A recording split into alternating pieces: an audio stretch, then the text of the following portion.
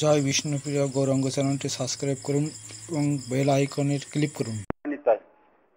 গতদিন পর্যন্ত আমরা পরীক্ষিতের জন্ম পর্যন্ত শ্রবণ করেছিলাম। আজ তারই পরবর্তী অংশ থেকে আমরা ভগবান শ্রী নারায়ণ কিভাবে এই বিশ্ব ব্রহ্মাণ্ড পুনরায় নির্মাণ করেন, সৃষ্টি করেন, তৎসমুদায় আমরা শ্রবণ করব।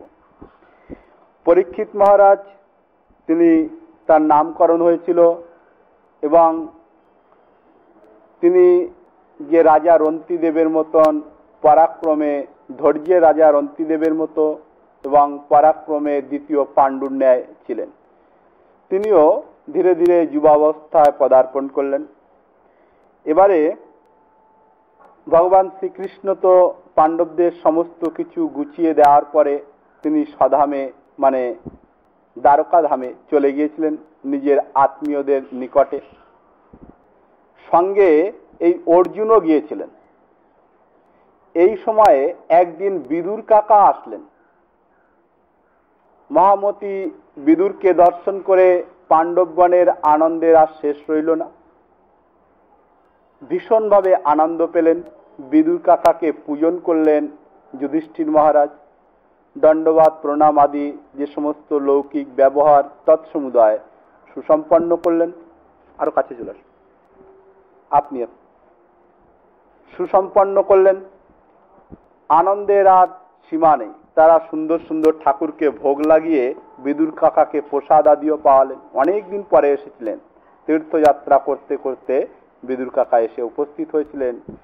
আর এই পাণ্ডবগণকে যদি নীতি, ধর্ম ইত্যাদি শিক্ষা আদি যদি দিতেন, তাহলে বিদুর কাকা তিনি নিজের পুত্র স্নেহে তাদেরকে বিভিন্ন ধর্ম কথা দি, নীতি কথা দি বলতেন।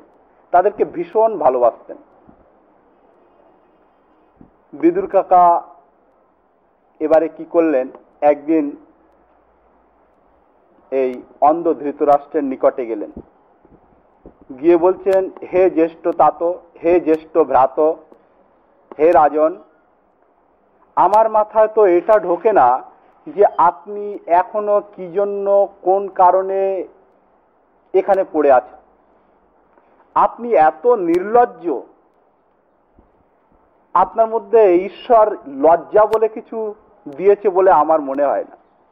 যে পাণ্ডবদের সঙ্গে আপনি কত দুর্নীতি, অন্যায়, কত প্রকার অপরাধ আপনি তাদের কাছে করেছেন, তা বোধহয় কোনো গুণাগুন্তির মধ্যে পড়ে না। এত অন্যায় করেছেন যে গণনার বাইরে।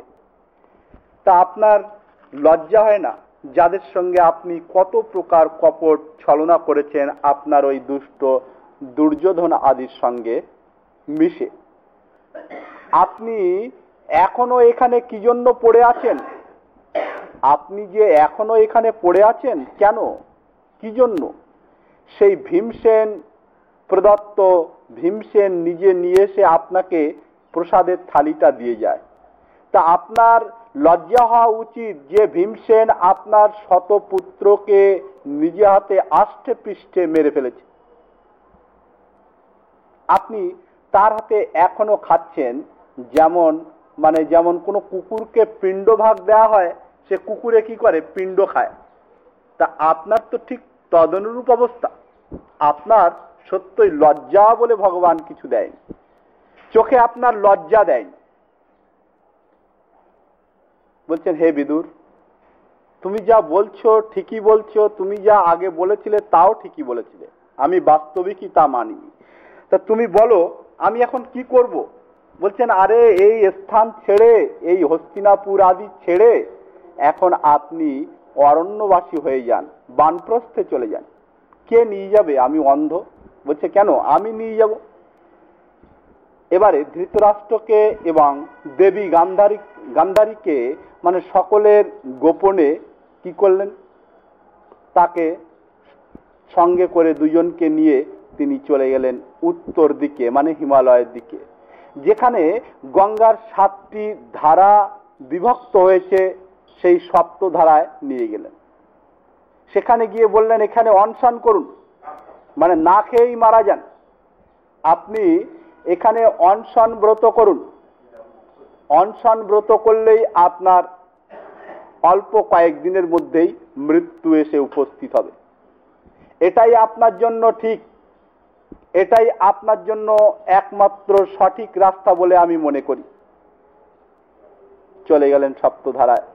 সেখানে গিয়ে অনশন করে মানে এই অল্প দিনের মধ্যে সপ্তম দিবসের মধ্যে মধ্যে এই ধৃতরাষ্ট্র সেখানে দেহ রাখে। ধৃতরাষ্ট্র দেহ রাখলে তার সঙ্গে তার সহধর্মিণী সতী দেবী গান্ধারী তিনি তার চিতাতে মানে সহমৃতা হলেন, দুজনেই শরীর ত্যাগ করলেন। আর এদিকে কি হলো, এই যে মানে অন্ধ ধৃতরাষ্ট্র যখন সেখানে নেই, ধর্মরাজ যুধিষ্ঠির নিত্য কর্মাদি করে যখন দণ্ডবত প্রণাম করতে যান নিত্য প্রতিদিন, সেখানে গিয়ে দেখছেন সেখানে তো নেই। কোথায় গেল? দেবী গান্ধারীও নেই। অনেকক্ষণ খুঁজলেন এবং চিন্তা করলেন, আহা, আমাদের দ্বারা বোধহয় তাদের অযত্ন করা হয়েছে, তাদের সেবাতে আমরা ত্রুটি করেছি, সেজন্য হয়তো তারা চলে গেছেন আমাদের ছেড়ে। আমার সেই মানে পিতার সমতুল্য যে অন্ধ ধৃতরাষ্ট্র পিতা, তিনি আমাদের ব্যবহারে অসন্তুষ্ট হয়ে চলে গেছেন। চতুর্দিকে অন্বেষণ করলেন। সারথী সঞ্জয়কে জিজ্ঞাসা করলেন যে, হে সঞ্জয়, তুমি কি জানো যে তিনি কোথায় গিয়েছেন? সারথী সঞ্জয় তিনি বললেন, না, আমি তো জানি না। এর মধ্যে তিনি যখন ভীষণভাবে চিন্তান্বিত হলেন, অকস্মাৎ দেবর্ষি নারদ আসলেন। বল দেবর্ষি পাত কি জয়। দেবর্ষি নারদ এসে বললেন যে, হে রাজন, যুধিষ্ঠিরকে বলছেন, এখন যে সময় আসছে, যা হয়েছে এটা ঠিকই হয়েছে। তুমি তাদের খোঁজার জন্য চেষ্টা করো না। তোমাদের বিদুর কাকা তাদের নিয়ে চলে গেছেন বহু দূরে, অতএব ওই সমস্ত বিষয় ছাড়ো। এখন যে সময় আসছে, নিজেরা কি করবে না করবে সেই চিন্তা করো। সেই ধৃতরাষ্ট্র যে চলে গেছেন সে ঠিকই আছে, এতে কোনো অসুবিধার কোনো বিষয় নয়। এতে তুমি চিন্তাযুক্ত হও না, এ প্রভুর ইচ্ছাতেই হয়েছে, সেজন্য তুমি আর একদমই তাদের নিয়ে চিন্তা ভাবনা করো না। দেবর্ষি নারদ এই কথা বললে তিনি আর চিন্তাযুক্ত হলেন না, যে দেবর্ষি নারদ বলেছেন তাহলে চিন্তা করাটা অযথা হবে। তিনি কোনো কিছুই চিন্তা না করে এবারে সেই চিন্তা থেকে তিনি নিষ্কৃতি লাভ করলেন। তারপর দেবর্ষিপাদ অনেক জ্ঞান প্রদান করে তিনি আবার স্বস্থানে মানে নিজের জায়গাতে গমন করলেন। এবারে যুধিষ্ঠির মহারাজ কি দেখছেন, চতুর্দিকে অশুভ লক্ষণ, কলিকাল প্রবেশ করে গেছে। তখন কলির হাওয়া এই জগতে বওয়া আরম্ভ হয়ে গেছে। চতুর্দিকে কলির প্রভাব বিস্তার হয়ে গেছে। সমস্ত অশুভ গর্দভ আদি যে সমস্ত অশুভ জন্তু জানোয়ারগণ, তারা এই যুধিষ্ঠির মহারাজের দক্ষিণ দিক থেকে পরিক্রমা করছে।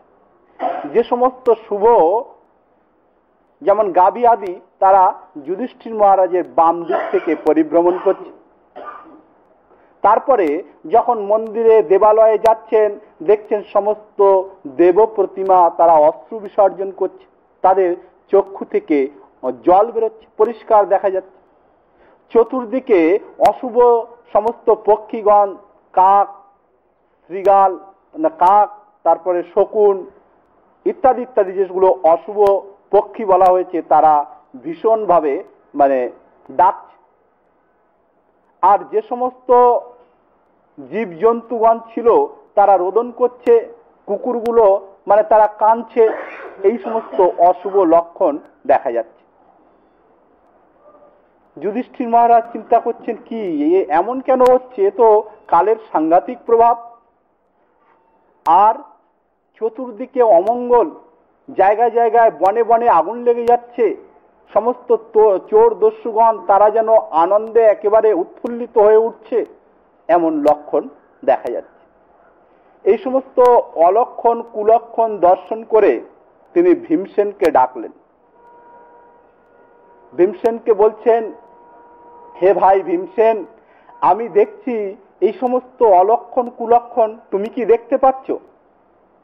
বলছেন, হে রাজন, হে জ্যেষ্ঠ ভ্রাত, আমিও এই সমস্ত অলক্ষণ কুলক্ষণ সর্বত্র দেখতে পাচ্ছি।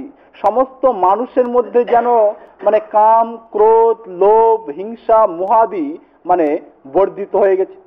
তারা একে অপরের প্রতি ঈর্ষা করতে লেগে গেছে, একে অপরকে ভালো দেখছে না, একে অপরকে কিভাবে দমন করে রাখবে এই লক্ষণ তো আমিও দেখতে পাচ্ছি। এবারে যুধিষ্ঠির মহারাজ ভীমসেনকে বলছেন, হে ভীম, দেখো আজ অর্জুন 7 মাস হয়ে গেল সেই যে কেশবের সঙ্গে গেল, সে গিয়ে না তো কোনো খবর পাঠালো, আর না এতদিনে সে ফিরে এলো। কি ব্যাপার বলো? অর্জুন থাকলে আমার মনটাও ভালো লাগে। সেই অর্জুন আজ 7টা মাস অতিবাহিত হয়ে গেল, তার কোনো খবর নেই, তার কোনো সন্ধান নেই। কোথায় কি করছে? সেই দ্বারকাতে এতদিন সে থাকুক, আমার আপত্তি নেই, কিন্তু সে কোনো খবরও পাঠায় না। কি কারণ? এই প্রকার ভীমসেনের সঙ্গে সমস্ত কথাবার্তা বিনিময় করছে। ভীমসেনও দুঃখিত হচ্ছেন যে সত্যই এখন যে সময় এসে গেছে, এখন যে সময় দেখা যাচ্ছে, এ তো বড় ভয়ঙ্কর সময়। এই রকম অশুভ সময়, অশুভ লক্ষণ আমিও কখনো দেখিনি। এর মধ্যে দেখতে দেখতে মহা ধনুর্ধারী অর্জুন কান্তিহীন, শ্রীহীন, একেবারে দুর্বল নির্বল ব্যক্তির মতন মাথাটা নিচু করে যুধিষ্ঠির মহারাজের সামনে সে দণ্ডবত প্রণাম করে দাঁড়িয়ে আছেন। তার স্কন্ধ থেকে ধনুষটা পর্যন্ত স্খলিত হচ্ছে। সেই অবস্থা দেখে যুধিষ্ঠির মহারাজ বলছেন, হে ভাই অর্জুন, তোমাকে এর পূর্বে কোনোদিনই তোমাকে এই রকম অবস্থায়, এই ভেঙে পড়া অবস্থায়, এই তুমি শ্রীহীন, তোমার শরীরে জ্যোতিহীন অবস্থায় আমি তোমাকে কোনোদিন দেখিনি। তুমি কি কোনো অন্যায় কার্য করেছো? তুমি কি কোনো কাউকে কথা দিয়ে সেই কথা রাখতে পারোনি, এমন কি হয়েছে? তুমি কি কাউকে অসম্মান করেছো? কোনো সাধু, কোনো ব্রাহ্মণ, কোনো বিশিষ্ট ব্যক্তিকে অসম্মান করেছো? না তুমি কোনো অগম্যা স্ত্রীতে গমন করেছো? না কোনো তুমি বৃদ্ধ বা বালককে আগে খেতে না দিয়ে তুমি খেয়ে নিয়েছো? আবার সেই যে তুমি দ্বারকা প্রদেশে ছিলে, সেখানে মহিষীগণ তোমার সঙ্গে ব্যঙ্গ করেছে। কি ব্যাপার বলো? আর সেই ভগবান শ্রীকৃষ্ণচন্দ্র, তিনি তো সর্বদাই তোমাকে পরম সুখে রাখেন এবং অত্যাধিক প্রীতি, স্নেহ, ভালোবাসা প্রদান করে থাকেন। তার দ্বারা তো তোমার কখনো অনিষ্ট হওয়ার কথা নয়, তার দ্বারা তোমার লাঞ্ছিত হওয়ার কথা নয়। তুমি এইভাবে স্ত্রীহীন হয়ে আমার সামনে কিভাবে দাঁড়িয়ে আছো? তোমাকে দেখে মনে হচ্ছে তুমি এক অপরাধী। কেন গো, তোমাকে এমন কেন লাগছে? বিভিন্ন প্রকার প্রশ্ন করলেন। প্রায় বহুক্ষণ, আধা ঘন্টা 1 ঘন্টা ধরে প্রশ্ন বিভিন্ন প্রস্তাব তিনি রাখলেন যে তোমার এই কারণে বোধহয় কিছু হয়েছে, আর তুমি এমন কি অন্যায় করেছো, বা তুমি হয়তো কাউকে কিছু দান দেওয়ার কথা বলে হয়তো তুমি দিতে সমর্থ হওনি, এমন তো নয়। বলো বলো, তোমার কি হয়েছে? না তুমি কোনো অন্তজ জাতির দ্বারা পরাজিত হয়েছো, বা কারো কাছে তুমি পরাজিত হয়েছো, অথবা সেই ভগবান শ্রীকৃষ্ণচন্দ্র তিনি তো আমাদের ছেড়ে চলে যাননি। এই সমস্ত কারণের মধ্যে কোনো একটি কারণ তো অবশ্যই হয়েছে। হে ভাই অর্জুন, বলো তুমি এমন ভাবে কেন দাঁড়িয়ে আছো? তোমার স্কন্ধ থেকে তোমার ধনুষ বাণ স্খলিত হয়ে যাচ্ছে, তুমি সেই শ্রীহীন, কান্তিহীন হয়ে দাঁড়িয়ে আছো। কি বলো? অর্জুন এতক্ষণ পরে বলছেন, সব ভাইয়েরা, মাতা কুন্তী, দেবী দ্রৌপদী আদি সকলে ঘিরে ধরেছেন। বলছেন যে হে রাজন, আজ আমরা সকলে মনে করতাম আমরা বড় বীর, আমরা বড় যোদ্ধা, আমরা বড় পরাক্রমী, কিন্তু হে রাজন, হে জ্যেষ্ঠ ভ্রাত, আমি বুঝতে পারছি এই সমস্ত সব কিছু দেওয়া সেই কেশবের, সেই মাধবের, আমরা কেবল সেই পুতুলের মতন। আমাদের নিজস্ব কোনো সত্তাই নেই। যে ভগবান আমাদের কত বিপদ থেকে রক্ষা করেছেন আমরা তখন তা বুঝতে পারিনি। আমরা মনে করতাম বোধহয় আমাদের পরাক্রমে আমরা জয়ী হয়েছি, আমাদের পরাক্রমে আমরা এই রাজ্য ফিরে পেয়েছি। কিন্তু হে রাজন, তা নয়। হে রাজন, সেই যে আমরা যখন বনপ্রদেশে ছিলাম, সেই দ্রুত ক্রীড়ায় আমরা পরাজিত হয়ে বনে বনে ভ্রমণ করে বেড়াতাম। সেই দুরাত্মা দুর্যোধন কর্তৃক প্রেরিত দুর্বাসা মুনি সশিষ্যগণকে নিয়ে গিয়েছিলেন, অনেক শিষ্যদের সঙ্গে নিয়ে গিয়েছিলেন। সেখানে আমাদের পাঞ্চালী যখন সেই কেশবকে স্মরণ করেছিল, তিনি এসেছিলেন। এসে কি করলেন, সেই সূর্যদেবের দেওয়া যে অক্ষয় পাত্র বলা হয়েছে, সেই অক্ষয় পাত্রে একটু শাক লেগেছিল, তাই তিনি খেয়েছিলেন। আর এই সমস্ত পৃথিবীর জীবের উদর পূরণ হয়ে গিয়েছিল। তাই সেখান থেকে ভয়ে তাদের যাতে আবার প্রসাদ না পেতে হয়, আর আমরা দিতেও অক্ষম ছিলাম, তখন সেই দুর্বাসার ঋষি সেখান থেকে পালিয়ে চলে গিয়েছিলেন। তিনি যদি আসতেন তাহলে আমরা অভিসম্পদ প্রাপ্ত হয়ে সবংশে ধ্বংস হয়ে যেতাম। সে কার্যও তিনি করেছেন। সেই কেশব আমাদের পাঞ্চালী যখন একেবারে বিবস্ত্রা হয়ে যাচ্ছিল, সমস্ত শরীর থেকে বস্ত্রকে সেই দুষ্টগণ কেড়ে নিচ্ছিল, অসম্মান করছিল, তখন সেই কেশব তাকে চির প্রদান করে তার মান সম্মান রক্ষা করেছিল। আর সেই ভগবান তিনি আমাদের সমস্ত সময়েই বিপদের থেকে রক্ষা করেছেন। এই যে আমরা অল্প কিয়ৎ দিন পূর্বে সমস্ত দস্যুগণকে, দুরাত্মাগণকে আমরা মেরেছি তা না, আমরা তো নিমিত্ত মাত্র, সেই কাষ্ঠের পুতুলের ন্যায়। সেখানে ভগবান শ্রীকৃষ্ণচন্দ্র সমস্ত যোদ্ধাদের দিকে তাকিয়ে তিনি তাদের আয়ুকে হরণ করেছিলেন, এ আমরা বুঝতে পারিনি। সেই ভগবান তিনি কেমন যে ভক্তগণ তাকে উপাসনা করেন, ভজনা করেন, সেই ভগবানকে, সেই ভক্তদের জন্য ভগবান নিজের আত্মা পর্যন্ত বিক্রয় করে দিতে প্রস্তুত, নিজের আত্মা পর্যন্ত দিয়ে দিতে প্রস্তুত। আমি কি মূর্খ, আমি কেমন নিষ্ঠুর, সেই ভগবানকে আমি আমার নিজের সারথি রূপে রেখেছিলাম। তিনি সাক্ষাৎ ভগবান। সেই ভগবান তিনি আমার সঙ্গে যখন যুদ্ধে ছিলেন, আমার সারথি হয়েছিলেন, আমি তার মহিমা জানতে পারিনি। আমি যখন সমস্ত যোদ্ধাগণের সামনে নিজের পরাক্রম মনে করে আমি যখন সেই রথ থেকে নিচে নামিয়ে চতুর্দিকে দাঁড়িয়ে থাকতাম, সমস্ত মহা দুর্মদ শক্তিশালী রাজন্যবর্গ আমাকে কিছু করতে পারত না, কারণ সেই ভগবানের পরাক্রমের প্রভাবে। এবং সেই ঘোড়াগুলো যখন একেবারে ক্লান্ত হয়ে যেত, তাদেরকে কিছুক্ষণের জন্য তিনি ছেড়ে দিতেন। আর আমি সেই সমস্ত শত্রুদের সামনে ইতস্তত একেবারে নির্ভীক ভাবে ভ্রমণ করতাম। তথাপি সেই সমস্ত শত্রুরা আমাকে কিছু করতে পারেনি, শুধু কেশবের জন্য। আমরা কেবল শরীরধারী মানব মাত্র, আমাদের কোনো শক্তি নেই, আমাদের কোনো সামর্থ্য নেই। যে কেশবকে আমি নিজের সারথ্য কার্যে, কখনো দৌত কার্যে, কখনো নিজেদের মিত্র রূপে, কখনো বিভিন্ন ভাবে আমি তাকে জায়গায় জায়গায় অসম্মানও করেছি। তিনি পিতা যেমন পুত্রকে অবোধ রূপে সমস্ত কিছু ক্ষমা করেন, সেই কেশব আমার সমস্ত অপরাধ পিতার ন্যায় ক্ষমা করেছেন। তা হে রাজন, সেই কেশব তিনি সমস্ত 56 কোটি যদুবংশদের মধ্যে তিনি দেখলেন তাদের মধ্যে ভয়ঙ্কর আসুর ভাবাপন্ন সাধু ব্রাহ্মণদের অসম্মানকারী অনেক দুর্মদ অসুরের জন্ম হয়ে গেছে, যারা সাধু ব্রাহ্মণদেরকে নিন্দা করে, তাদেরকে কটু বাক্য বলে। সেই ভগবান কি করলেন, যেমন বেণুতে বেণু বংশে বংশে বাঁশে বাঁশে ঘর্ষণ হয়ে যেমন অগ্নি প্রজ্বলিত হয়, তাদেরকে বিনষ্ট করেছেন। ভগবান বলদেব, যিনি আমাদের প্রতি সর্বদাই কৃপা বর্ষণ করতেন, তিনিও স্বধামে চলে গেছেন। আর সেই সঙ্গে সঙ্গে সেই ভগবান শ্রীকৃষ্ণচন্দ্র তিনি ইহলীলা সম্বরণ করে স্বধামে গমন করেছেন।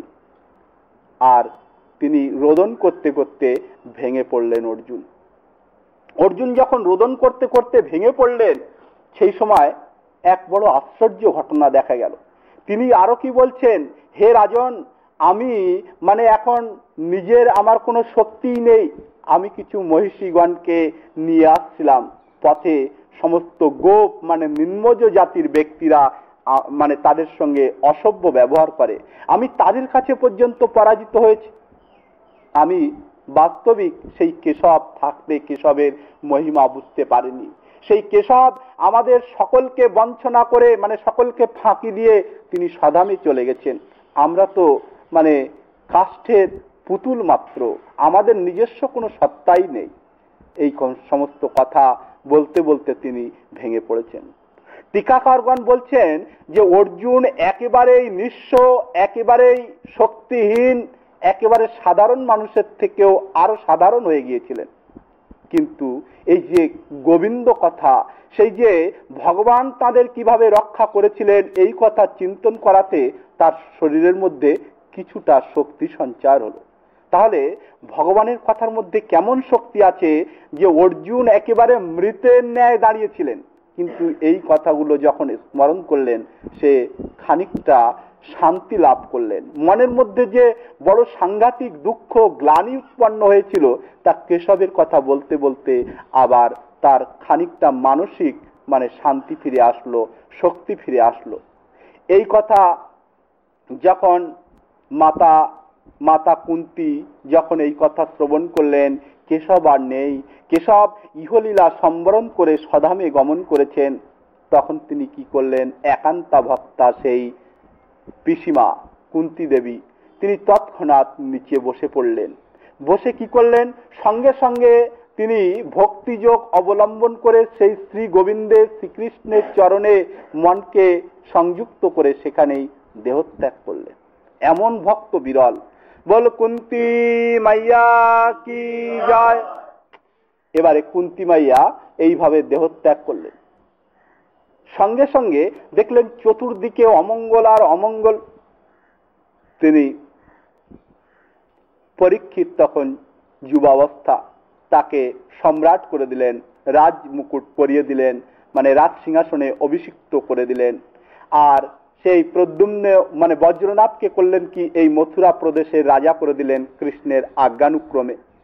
এই বজ্রনাথ তিনি কিন্তু এই ব্রজে বহু কিছু ভগবান শ্রীকৃষ্ণের যে সমস্ত লীলাস্থলী তা তিনি পুনরুদ্ধার করেছিলেন। এই যে অল্প কয়েকদিন আগেই শ্যামকুণ্ড যে সংস্কার হলো, সেখানে মাঝখানে দেখবেন একটি কুণ্ড ছিল যাকে বলা হয়েছে বজ্রনাথ কুণ্ড। কারণ ওই কুণ্ড ওই শ্রীকৃষ্ণের পৌত্র বজ্রনাথ তিনি ওটাকে সংস্কার করেছিলেন, সেই জন্যই ওই কুণ্ডের নাম অদ্যাপিও বজ্রকুণ্ড নামে অভিহিত। এছাড়া যেমন কুসুম সরোবর আদি যে ছিল, পরে যদিও ভরতপুরের রাজারা এটা সুসংস্কৃত করেছেন, কিন্তু তার পূর্বে এগুলোকে ফাইন্ড আউট অন্বেষণ করেছিলেন কে, এই বজ্রনাথ আর উদ্ধব মহোদয়। এই যে কুসুম সরোবর, এখানেই হয়েছিল ভাগবত সপ্তাহ। উদ্ধবজি ছিলেন বক্তা, যা স্কন্দ পুরাণোক্ত। সেই স্কন্দ পুরাণের মহিমা আমরা এই পাঠের বিরাম যখন দেব, সেই নিয়ম সেবার সময়, অন্তিম সময়ে সেই কথাও আমরা শ্রবণ করব। এবারে তিনি সম্রাট করে দিলেন পরীক্ষিত মহারাজকে, মথুরার রাজা করে দিলেন বজ্রনাথকে, ভগবান শ্রীকৃষ্ণের আদেশই ছিল এমন। তারপরে তিনি কি করলেন, অনেক যাগ যজ্ঞাদি করে বহু কিছু অর্থ ধন সম্পত্তি সাধু ব্রাহ্মণগণকে দান করলেন। তারপরে তিনি ভিখারির মতন বানপ্রস্থে যাওয়ার জন্য প্রস্তুতি নিয়েছেন। সঙ্গে কোনো বস্ত্র অলঙ্কার, রাজ পোশাক, রাজবেশ কিছুই থাকছে না। সমস্ত কিছু ছেড়ে একেবারে বিষ্ঠাবৎ পরিত্যাগ করে তিনি শ্বেত বস্ত্রে একেবারে সাধুদের মতন হয়ে অনেকে অনেক কিছু বলতে চাইলেন, কিন্তু সংসার থেকে বেরিয়ে আসা খুব কঠিন, যা আমরা গতদিন শ্রবণ করেছি। যুধিষ্ঠির মহারাজকেও অনেকে অনেক কিছু বলেছিলেন, কিন্তু তিনি বধির কালা ব্যক্তি যেমন কিছু শোনে না, সেই বধিরের ন্যায় তিনি কাউকে কোনো পরোয়া না করে, কারো কথা না শুনে তিনি কি করলেন, সেখান থেকে বেরিয়ে পড়লেন স্বর্গের দিকে, হিমালয়ের দিকে, স্বর্গের দিকে রওনা হলেন। ভীমসেন, অর্জুন, নকুল, সহদেব এবং দেবী দ্রৌপদী তারা দেখছেন যে মানে সেই সম্রাট যুধিষ্ঠির কাউকে কিছুই বলছেন না, সকলে একে একে চলে যাচ্ছেন। তাই কারো জন্য অপেক্ষা নেই, সকলে পিছু পা হলেন। যে যার রাজবস্ত্র পরিত্যাগ করে একেবারে সাধারণ এই শ্বেত বস্ত্র পরিহিত হয়ে পাণ্ডবগণ দেবী দ্রৌপদী সাধারণ একটি শাড়ি পরে তাদের পিছু গমন করলেন। কেউ কাউকে ডাকছেন না। যখন মৃত্যু এমন যে মৃত্যুর কবল থেকে কেউ কাউকে কখনো বাঁচাতে পারে না, ভগবানের এই যে মৃত্যু চক্র, এই মৃত্যু চক্র থেকে কেউ কখনো অব্যাহতি পায় না। তাই একে একে যেতে যেতে পথে দ্রৌপদী, নকুল, সহদেব এবং সেই মহাধনুর্ধারী অর্জুন, ভীমসেন তারা পথেই মারা গেলেন। কিন্তু কেবল গলদেশটা ঘুরিয়ে একমাত্র দেখে নিতেন, কিন্তু কেউ কাউকে কোনো সাহায্য করার মতন মানে ভাবনা ছিল না। যখন মৃত্যুকাল এসে উপস্থিত হবে, কারো বাপেরও সাধ্য নেই যে তাকে সেই মৃত্যুর কবল থেকে উদ্ধার করতে পারেন। তা সেই মৃত্যু অনিবার্য, এবং আমাদের যে সেই মৃত্যুর আগে আগে হরিভজন করতে হবে, এটা আমরা জেনেও বসতে চাই না। তাহলে আমাদের থেকে মূর্খ এই ত্রিভুবনে আর কারা থাকতে পারে? যারা ভজছেন তারা মহান। তাই সম্রাট যুধিষ্ঠির তিনি তো সশরীরে স্বর্গে পর্যন্ত যেতে পেরেছিলেন, তার মান, অভিমান, অহংকার কিছু না থাকার দরুন। বাকি সকলেই পথে মানে সেই হিমালয়ের পথেই তারা না খেয়ে না দেয়ে অনাহারে তারা মারা গিয়েছিলেন। আর যুধিষ্ঠির মহারাজ সশরীরে তিনি স্বর্গে গমন করেছিলেন। এবারে পরীক্ষিত মহারাজের আমল আরম্ভ হয়ে যাচ্ছে। মহারাজ পরীক্ষিত তিনি শশাগরা পৃথিবীর রাজা হয়ে, একচ্ছত্র রাজা হয়ে তিনি সুন্দরভাবে, সুন্দর দৃষ্টিকোণ দিয়ে, সাধু দৃষ্টিকোণ দিয়ে, ধার্মিক দৃষ্টিকোণ দিয়ে এই শশাগরা পৃথিবী পরিচালনা করতে লাগলেন। এবং সমস্ত সাধুবৃন্দ, মুনিবৃন্দ, ব্রাহ্মণগণ তারা সকলেই পরীক্ষিত মহারাজের মানে পরীক্ষিত মহারাজকে সমীহ করতেন, স্নেহ করতেন, প্রীতি করতেন, কারণ তার মধ্যে সমর্পণ ছিল। একবার তিনি ছদ্মবেশে সমস্ত শশাগরা পৃথিবী ভ্রমণ করতে লাগলেন।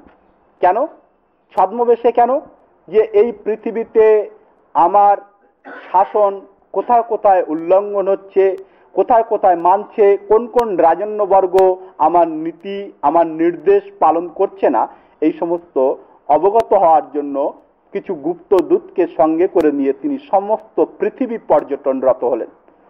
কিন্তু কি আশ্চর্য, তিনি যেখানেই যেখানেই যাচ্ছেন না কেন সর্বত্রই তার পূর্বজগণের কীর্তন হচ্ছে। তার মধ্যে সকলের নায়ক যে ভগবান শ্রীকৃষ্ণচন্দ্র, তিনি তো সর্বোপরি আছেন, তার তো মহিমার কোনো শেষ নেই।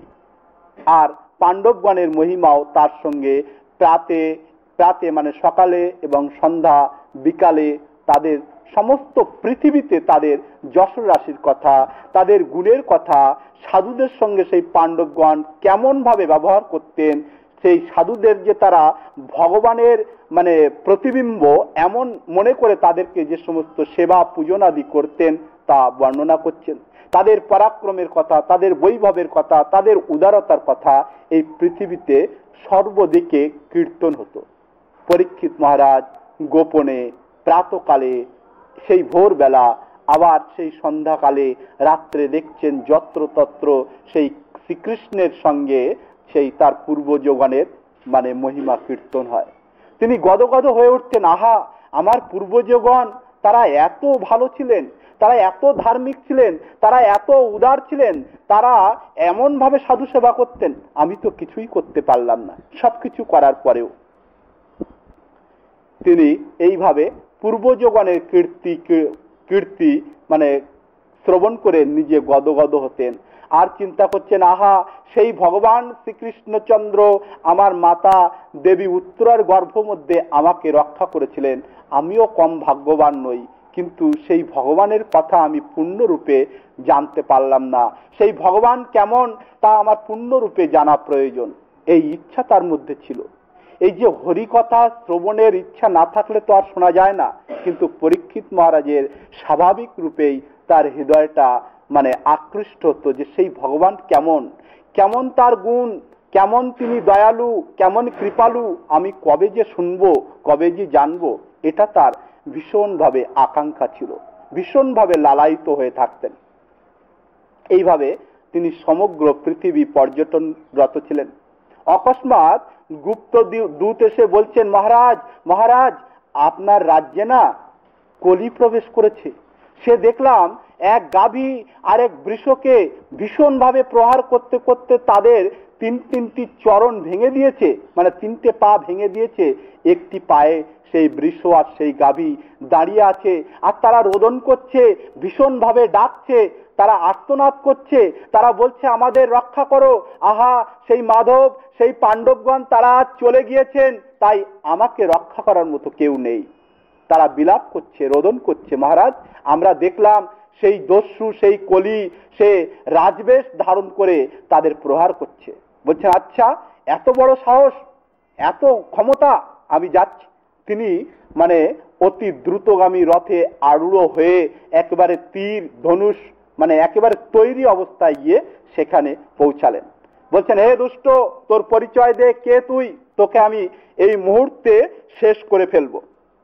আর সেখানে গিয়ে দেখছেন সত্যই তাই। ধর্ম পাদৈ কেন চরণ বিচ্ছায়াম উপলব্ধগম পৃচ্ছতি শত্রু বদনাথ বিভৎসমিব মাতর। সেই গাভীকে সেই কলি এমন ভাবে প্রহার করছে যে সে গাভী এবং বৃষ তারা বিষ্ঠা মূত্র পর্যন্ত ত্যাগ করছে, এমন প্রহার করছে। এবারে যখন তাকে মারতে গেল, বলছেন, হে দুষ্ট, তুই তো দেখছি একেবারে নিকৃষ্ট জাতিরই হবি রে। আজ তুই মনে করছিস যে সেই আমাদের কেশব নেই, আমার পূর্বজ সেই পাণ্ডবগণ নেই, তাই তোর যা ইচ্ছা তাই করবি, তোকে আমি এই মুহূর্তে বধ করছি। যখন তিনি মানে বান থেকে তীর যখন নিক্ষেপ করতে চলেছেন, সে সময় সেই কলি এসে তার চরণে সাষ্টাঙ্গ দণ্ডবত প্রণাম করে পড়ে গেলেন। বলছেন, হে মহারাজ, হে পরীক্ষিত মহারাজ, হে সম্রাট, আমি আপনার শরণাপন্ন। এবারে আর মারতে পারলেন না। ক্ষত্রিয়দের কাছে কেউ যদি অন্যায় করেও শরণ গ্রহণ করে, তাহলে তাকে 1-2বার তো বধ করেন না, 1-2বার তাকে তার অপরাধ ক্ষমা করেন, তার থেকে বেশি হলে বধ করবেন। কিন্তু সেই নীতি অবলম্বন করে পরম ধার্মিক সম্রাট পরীক্ষিত বললেন, ঠিক আছে, তোমার পরিচয় দাও, কে তুমি, কেনই বা এদের এইভাবে প্রহার করলে? বলছেন, আমি কলি, আর আমার কাজই হচ্ছে এমন। আর সেই গাভী আর বৃষকে বলছেন, হে গাভী, হে বৃষ, তোমরা দুজনকে পরিচয় দাও। গাভী আর বৃষ বলছেন যে, হে মহারাজ, আপনি পরম জ্ঞানী, পরম ধার্মিক, আপনি আপনার দৃষ্টিকোণ দিয়ে বুঝে নিন যে আমরা দুজন কে। তার উপরে ছাড়লেন। সম্রাট ধার্মিক পরীক্ষিত মহারাজ তিনি নিজের জ্ঞান প্রয়োগ করে দেখলেন, এই যে গাভী, যার 3টি পদ ভগ্ন করে দেওয়া হয়েছে, সত্য, ত্রেতা, দাপর রূপ যে 3টি চরণ, তা নষ্ট হয়ে গেছে। তিনি এক পায়ে দাঁড়িয়ে আছেন।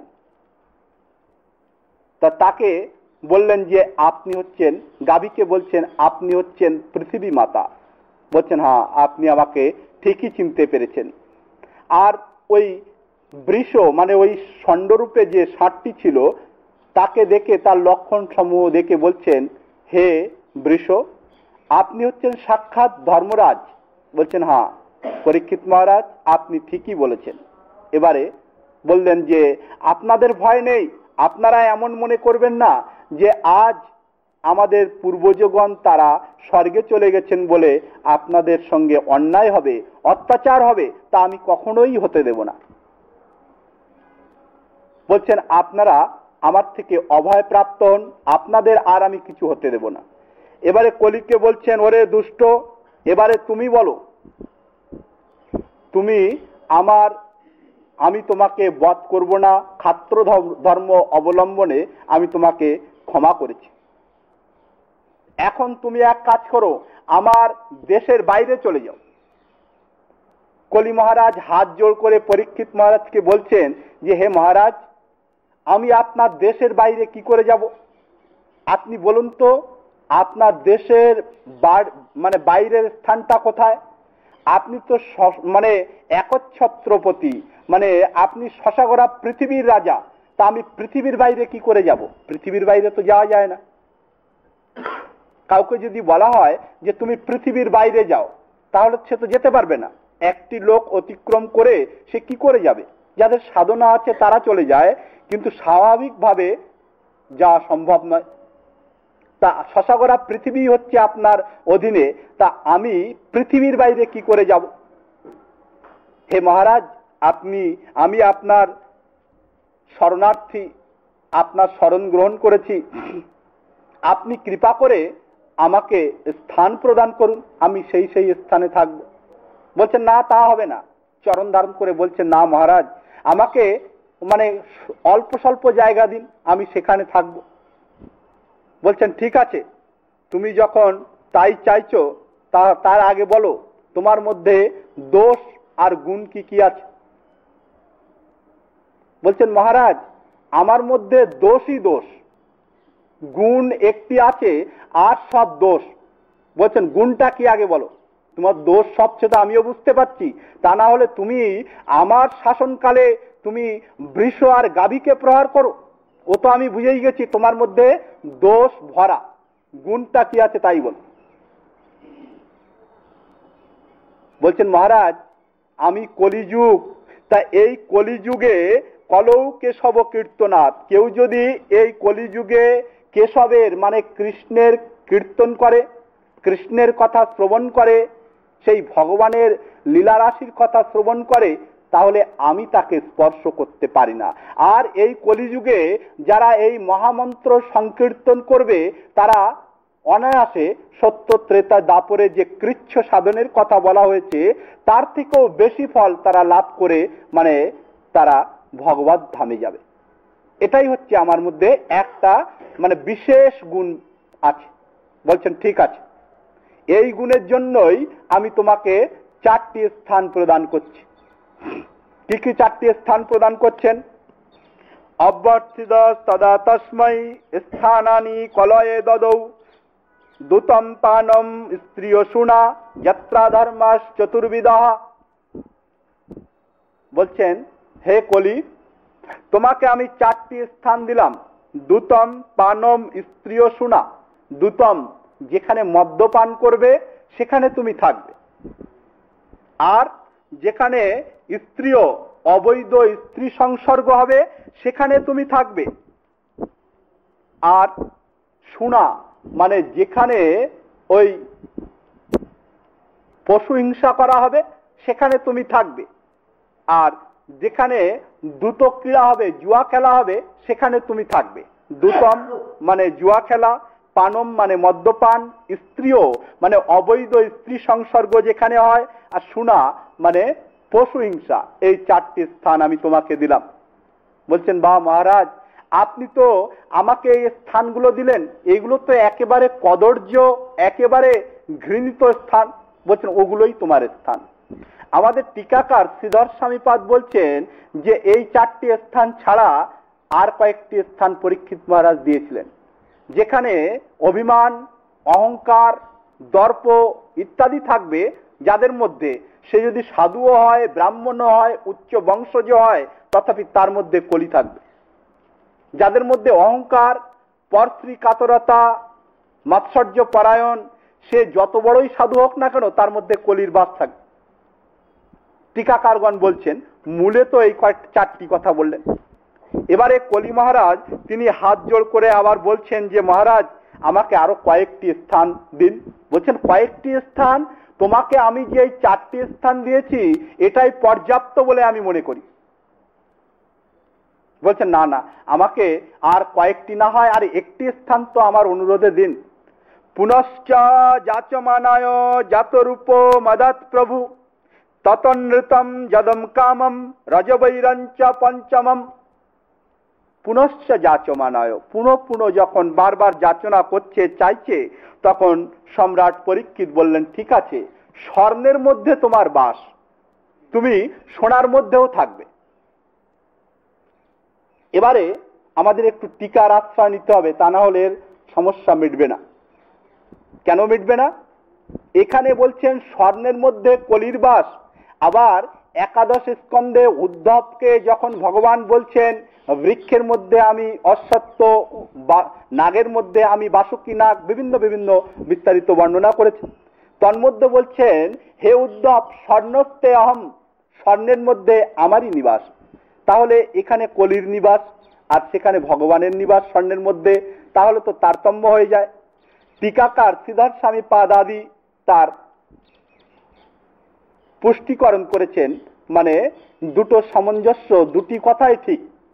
কেন বলছেন, যারা অসৎভাবে লোককে ঠকিয়ে, চুরি করে, ডাকাতি করে, তারপরে লোককে ফাঁকি দিয়ে যে অর্থ উপার্জন যারা করে, তার থেকে যে সমস্ত স্বর্ণ তারা ক্রয় করে, যে সমস্ত অলংকার তারা তৈরি করায়, তার মধ্যে কলির বাস থাকে।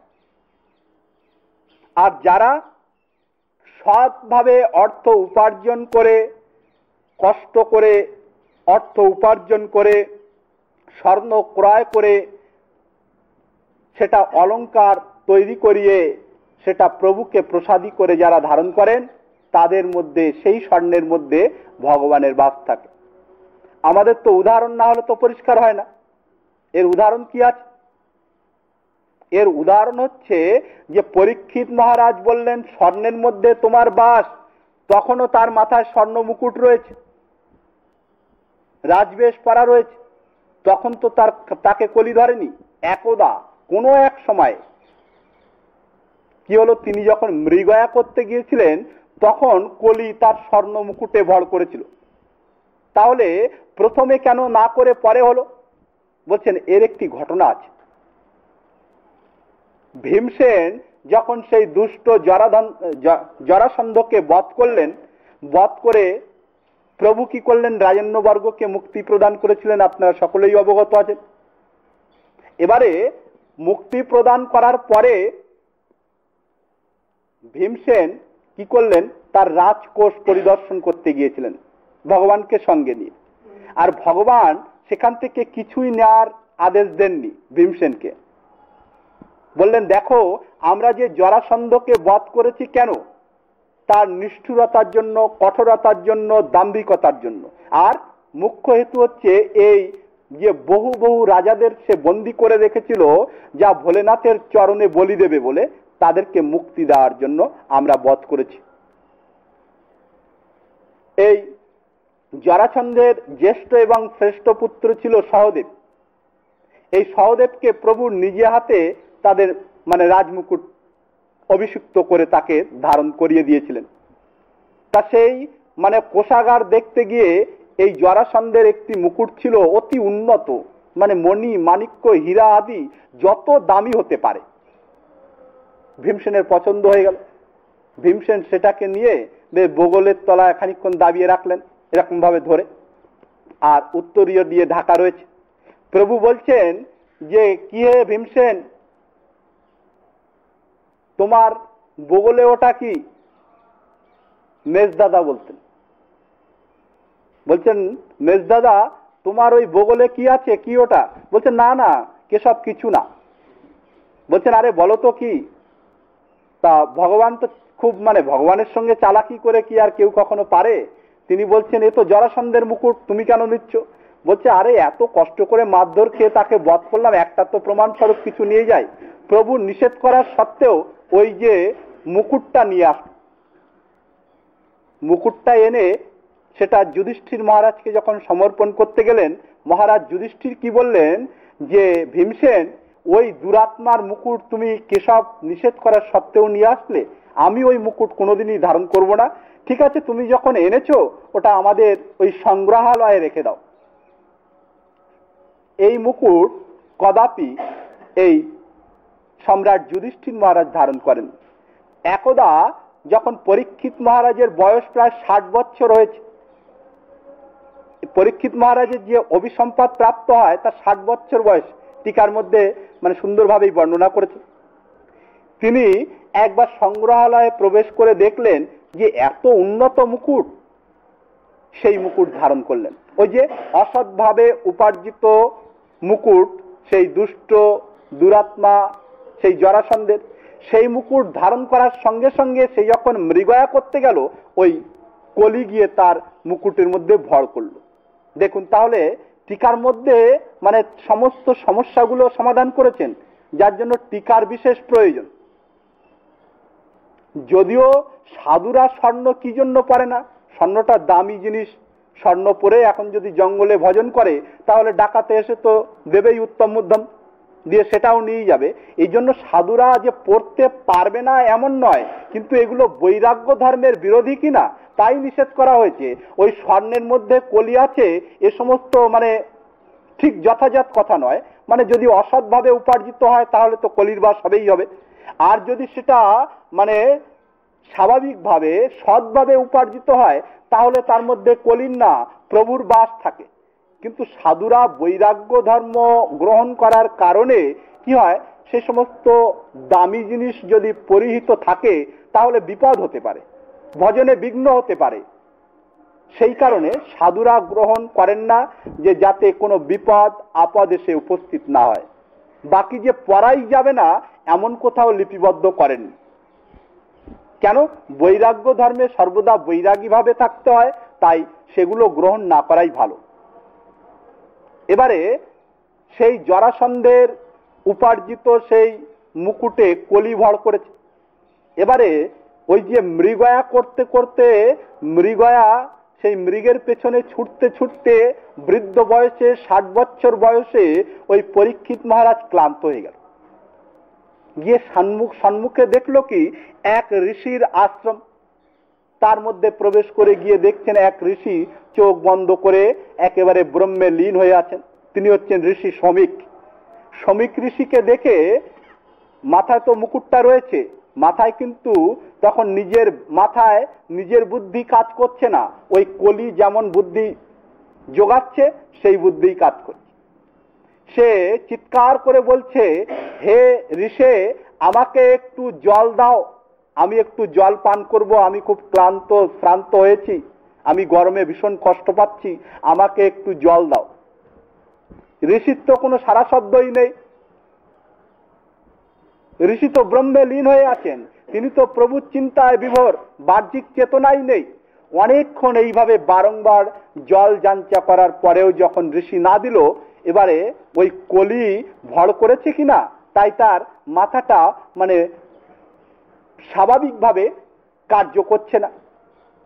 সে তখন সামনে কি দূরে একটি মৃত সর্প ছিল, সেটা ধনুষের অগ্রভাগ দিয়ে পরীক্ষিত কি করলো, শমিক ঋষির গলদেশে জড়িয়ে দিয়ে এই ক্রোধ মানে রাগ করতে করতে চলে গেল। এই খবর মানে কিছু ছোট ছোট বালকেরা দেখেছিল। শমিক ঋষির পুত্র ছিল শৃঙ্গী। শৃঙ্গী তার সমীপবর্তী কৌশিক নদী ছিল, সেই কৌশিক নদীতে স্নান করছিলেন। মানে কিছু কিছু ঋষি বালকদের সঙ্গে স্নান করছিল, জলক্রিয়াও করছিল। ছোট ছোট বালকেরা গিয়ে বলছে যে শৃঙ্গী দাদা, আমরা দেখলাম কি সেই যে সম্রাট পরীক্ষিত, তিনি তোমার পিতার গলদেশে একটি মৃত সর্প জড়িয়ে দিয়ে মানে বিভিন্ন প্রকার কটূক্তি করতে করতে তিনি চলে গেছেন। শৃঙ্গী তো একেবারে সাপের মতন ফোঁস করছে রেগে। এত বড় সাহস! এই সব ক্ষত্রিয় রাজাদের এত মানে ভয়ঙ্কর সাহস হয়ে উঠেছে যে সাধুদের অবমাননা করে। এই জন্যই তো পরশুরাম তাদের বারংবার বধ করেছে। আজ আমি এই ক্ষত্রিয় অধম রাজা পরীক্ষিতের মানে প্রতিশোধ নিচ্ছি। তিনি কি করলেন, কৌশিকী নদীর জল হাতে তুলে মন্ত্রপুত করে কি করলেন, বাঘ বজ্রং বিসর্জ্য। বাঘ বজ্র মানে বাক রূপ বজ্র তিনি নিক্ষেপ করছেন আর বলছেন, হে রাজন, তুমি যে আমার পিতাকে এইভাবে অবমাননা করেছ মৃত সর্প গলদেশে দিয়ে, আমি তোমাকে অভিসম্পদ প্রদান করছি। অদ্য দিবস হতে সপ্তম দিবসের দিন, সেদিন তক্ষক এসে তোমাকে দংশন করবে আর তোমার তাতে মৃত্যু হবে। এই বলে তিনি সেই জলের থেকে উঠে পিতার নিকটে এসে রোদন করছেন অনেকক্ষণ ধরে। উচ্চ কণ্ঠে রুরাদহ, মুক্ত কণ্ঠে রুরাদহ। এইভাবে যখন রোদন করছেন, তার পিতার বাহ্যিক চেতনা ফিরে এসেছে, মানে বাইরের জ্ঞানটা ফিরে এসেছে। তিনি তার পুত্রকে স্নেহ করে কাছে ডেকে নিলেন। ডেকে নিয়ে মাথায় হাত বুলিয়ে বলছেন, বৎস, তুমি রোদন করছো? তুমি তো এমন ভাবে কোনোদিন রোদন করো না, কি দুঃখ, কেন রোদন করছো? বলছেন, হে পিত, সেই ক্ষত্রিয় রাজা পরীক্ষিত সে আপনার গলদেশে মৃত সর্প জড়িয়ে দিয়ে গেছে। সেই শমিক ঋষির কোনো বিকার নেই, তিনি দেখলেন একটি মৃত সর্প ঝুলছিল, সেটাকে তুলে ফেলে দিলেন। বলছেন, সেই রাজা আপনাকে অপমান করেছে। বলছেন, দেখো, সে তৃষ্ণার্ত হয়ে আমাদের আশ্রমে এসেছিল, আমরা তাকে প্রতিকার করতে পারিনি, তাকে সেবা যত্ন করতে পারিনি। এটা আমাদেরও কিছু দোষ আছে, আর আমার তো বাহ্যিক চেতনা ছিল না, তুমিও ছিলে না। তা কি হয়েছে কি তাতে? একটা মৃত সর্প জড়িয়ে দিয়ে গেছে, তাতে আমার কি হয়েছে? কিছু তো হয়নি, ওই তো ফেলে দিলাম আমি। সাধু, যারা ভালো সাধু, তাদের ভাবটা এমন হয়, তারা কারো অমঙ্গল চায় না, তারা কাউকে কোনো অভিসম্পদ দিতে চায় না। বলছেন, তাতে কি হয়েছে? বলছেন, হে পিত, আমি তো তাকে অভিসম্পদ প্রদান করেছি। বৎস, কি অভিসম্পদ দিয়েছ তুমি?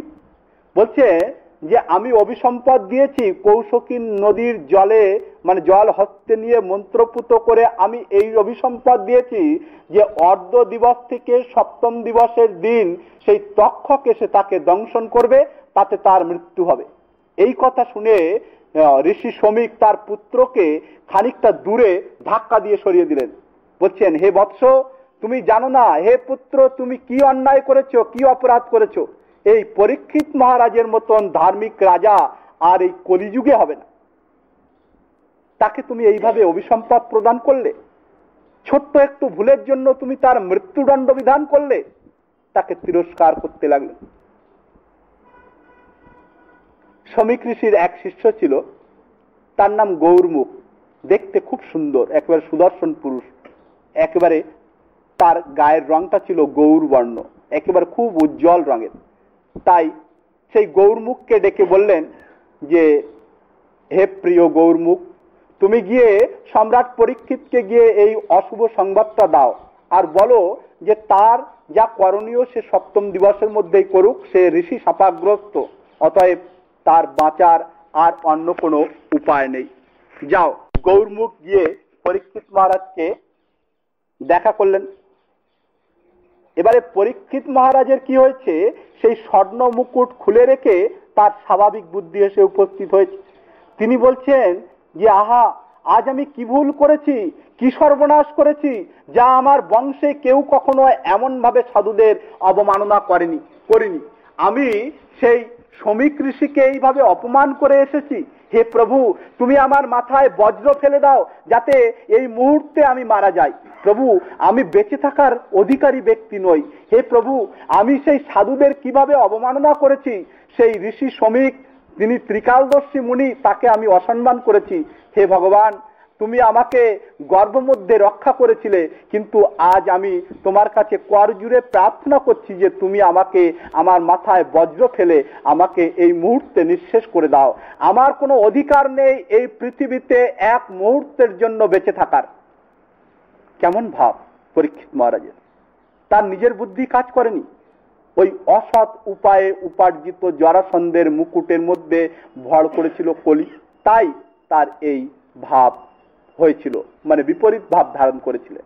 যখন সেই মুকুটটা খুলে রেখেছেন, তার স্বাভাবিক ভাবে তিনি পরিণত হয়েছেন, তাই বিলাপ করছেন। এর মধ্যে শিষ্য গৌরমুখ গিয়ে দেখা করলেন। দেখা করে বলছেন, হে মহারাজ, আপনি শমিক ঋষির পুত্র ঋষি শৃঙ্গের দ্বারা আপনি অভিসম্পদ প্রাপ্ত হয়েছে। আপনি অভিসম্পদ প্রাপ্ত হয়েছেন এই যে অর্ধ দিবস থেকে সপ্তম দিবসের মধ্যে তক্ষক এসে আপনাকে দংশন করবে আর আপনার মৃত্যু হবে। অতএব আমার গুরুদেব ঋষি শমিক, তিনি আমাকে আপনার কাছে প্রেরণ করেছেন এই খবরটি দেওয়ার জন্য। এবারে আপনার এই 7 দিনের মধ্যে যা কিছু করণীয় কর্তব্য আদি আছে তা আপনি সুসম্পন্ন করুন, আর আমি এখন আশ্রমে ফিরে যেতে চাই, আপনি আদেশ করুন। বললেন, ঠিক আছে। কিন্তু পরীক্ষিত মহারাজ কি বলছেন, আহা সেই সাধুগণ কত দয়ালু, কত কৃপালু, যে আমার মতন অধম ব্যক্তিকে এক মুহূর্তের জন্য বেঁচে থাকা উচিত নয়, কিন্তু তারা কৃপা করে আমাকে 7টি দিন সময় দিয়েছেন। আহা, এই সাধুগণের কৃপাটা কেমন, কেমন ভাব। তিনি তার পুত্র ছিলেন জনমেজয় আদি 4টি পুত্র ছিলেন। তার মধ্যে জনমেজয় হচ্ছে শ্রেষ্ঠ এবং জ্যেষ্ঠ। তাকে সঙ্গে সঙ্গে রাজমুকুট দিয়ে দিলেন, সঙ্গে সঙ্গে মানে কর্মকাণ্ডীয় মতে তাকে রাজ সিংহাসনে বসিয়ে মানে রাজা করে দিলেন। আর সমস্ত কিছু বুঝিয়ে তৎক্ষণাৎ সেই মুহূর্তে তিনি তার সেই যে গঙ্গা বয়ে চলেছিল তার রাজ্যের উপর থেকে, তিনি গঙ্গার তীরে এসে কি করলেন, সেখানে প্রায় উপবেশন হয়ে উত্তর দিকে মুখ করে বসে আছেন।